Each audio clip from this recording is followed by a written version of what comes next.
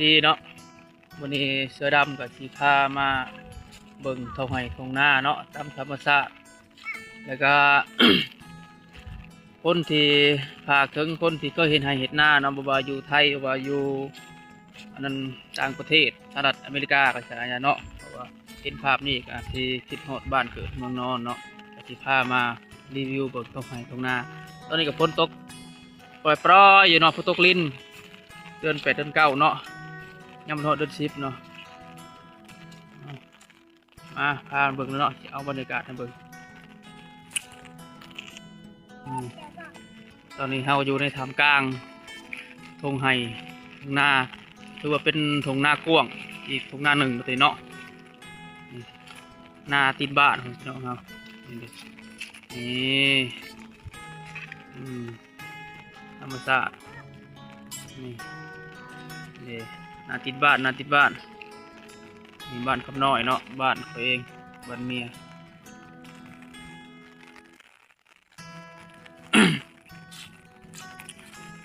เนาะฝากถึงฝากให้คนที่อยากบ้านแดนไกลเนาะหรือว่าไปหาเงินต่างประเทศแดนไกลสหรัฐอเมริกาเห็นภาพทงไห้ทงหน้าแล้วก็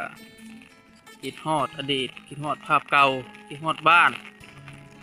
คอมเมนต์มาเนาะหรือว่ากดไลค์กดแชร์เนาะบรรยากาศตอนนี้ก็พอดีครึมฝนตกเนาะนี่เนาะนี่ฝนตกนี่ท้องผ้ากันสีมืดสีมัวเนาะกับสีแจ้งไปเลยเนาะนี่ก็กำลังสียางออกหน้าของเจ้าของก็เลยมีเวลาถ่าย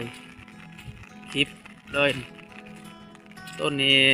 หน้ากำลังดำใหม่ตัวนี้นอนนี่ดำประมาณ2 ทิศนี่มันก็ชุ่มขึ้นเลยเนาะแต่ทางหน้าตัวเห็นเขียวทุ่มคือว่าดำก่อนเลยเนาะสีเข่าเดือนเลยสาวไปมือเลยมันก็สีเขียวเลยเนาะ อันนี้ก็ย่างพร้อมถ่ายไปพร้อมกับมันสีชันเลยเนาะ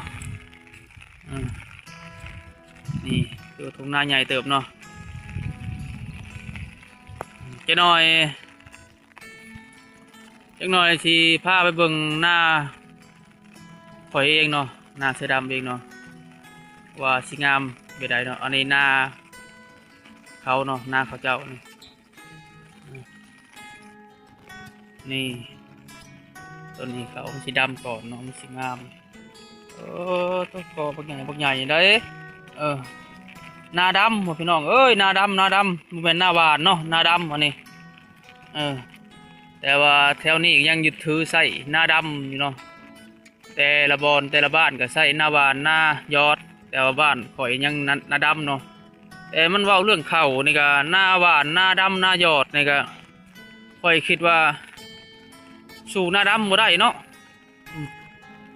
หน้าดำอาจสีซ่าเพื่อลูกก้าเพื่อไทยเพื่อคาดเพื่อดำแต่ซ่าแต่ว่าหมากพ้นมันก็สิได้เนาะข่อยคิดว่านะแต่ว่าบางคนเขาเคยหวานเคยหยอดก็เขาว่าได้กว่าหน้าดำก็มีแต่ว่าสำหรับข่อยนะหน้าดำแล้วได้หลายกว่าเนาะหน้าดำนี่นะหน้าบ้านก็พวงเติมได้คุณหน้าเป็นธงนะธงหน้าบ้านเกินเนาะเห็นบ่สิพาเวียนกับวินหัวนึงเนาะสิพาเวียนค่อยๆเนาะว่าเป็นหน้าเขาจะคล้องมาเลยนั่นห่วยไอเข่าก็ด้วยเนาะมาต่อกันเรื่องเรื่องหน้าเลยมันสู่หน้าดำมาได้ค่อยว่าแต่หน้าดำต้องใส่เวลาหน้าหยอดหน้าหวานวัดเห็ดแล้วเลยก็ไปอิงตามโคมักโคยุดถือหน้าหวานหน้าดำกันวันนี้สิพา ไปเบิ่งการหดหน้าข่อยเองเนาะนี่ย่างไปก่อนนี่อันนี้หน้าเขาไม่เท้าเนาะหน้าเขาไม่เท้านี่เห็นกระทบหน้าไม่เท้าหน้าบุ้งกับพี่ที่คุณเขาบอกหน้าบุ้งบางเห็นน้ำมันหน้าบุ้งเลยนะนั่นโอ้แบบนั้นมันบ่เงยเลยฝนตกตลอดนี่เบิ้งขี้พายเบิ้งก็นอนเบิ้งใกล้ๆของพี่น้องเขานี่เด้หน้าบุ้งเขาไม่เท้าปั๊มตอนดำกับฝนตก จนฮอดนี่ยังตกอยู่เนาะดำอยู่ตอนฝนตกฝนมันเลยบ่ขึ้นบ่เงยเลยเนาะน้ำท่วมด้วยนะก็อันนี้เจ้าของกับชิพลาดนี่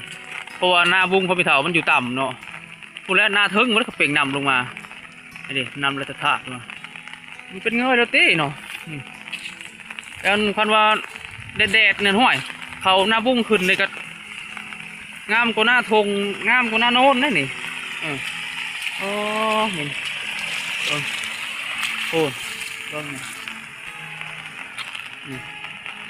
อันนี้หน้าไม่เท่าเนาะหน้าบุ้งกับหน้าเทิงที่ถ่ายมาเนาะโอ้เทียงหน้าเราโอ้นวันนี้ภาคพี่ก็เป็นหน้าของเสือดำเองเนาะคุณเห็นเทียงหน้าก็หน้ากับลวงบลายดอกพี่น้องเลยเบิ้งกี่ผ้าไปเบิ้งใกล้ๆตัวที่ขามไปหาเทียงหน้าข่อยกับข้าวแห้งเบิ้งน้ำนี่ยาวนมเดือนเก้าเดือน10เห็ดต้นได้แล้วนี่ป่าที่ขามได้นี่เบิ้งลองขามปุ๊บนี่อันนี้ฝนตกนิดนึงอันนี้ฝนตกแห้งเนี่ยน้ำท่วมด้วยนาบุงข่อยกับคุณนาบุงดูบุงประมาณ6 ไห่นะเดียวเลยมุ้ยหน้าลายข่อยข้ามได้ไหมแล้วข้ามได้ไหมนะเอาแล้วเกิดสิขามมาได้ขามมาเนาะมาในฮอดหน้าข่อยเองเหมือนเด้หน้าบุงข่อยก็ประมาณ6 ไห่นะนี่นะก็หน้าทึงประมาณ20ไปไห่รวมแล้ว30ไปไห่นี่หน้าโบราณนะได้เข่าตะปีก็30ไห่ก็ต่อ40พันเข่าเป็นนะก็40ไปพันปีได้เข่ามันโบเป็นหมากเป็นพ้นไรก็เท่า30ไปแหละหน้าชาวไปไห่หน่อยไห่ใหญ่ปนกันไหลรวมอีทางกระปูนะแลบได้กระปูโอ้แลบได้กระปูพอเห็นเด้เทียงนาของเสือดำเนาะเทียงนาสั่งมากับมือเองเห็ดเองเนี่ยมีสั่งเนี่ยเห็ดเองเลยนี่นาเสือดำแต่เขตก็ไผ่ลงมาเลยถึงชาวไปไห่นี่ก็ยังบัดชาวเบิ้งสีขึ้นไปเทิงเทียงก่อนขึ้นเบิ้งไทยมองสูงก่อนเนาะเย้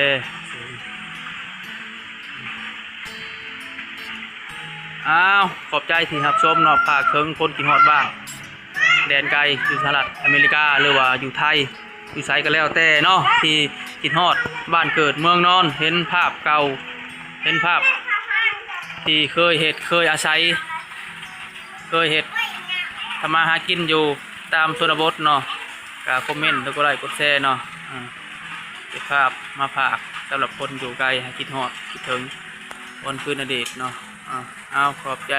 ที่รับชมเนาะฝากกดไลค์กดติดตามหน่อยเด้อเจ้าขอบใจ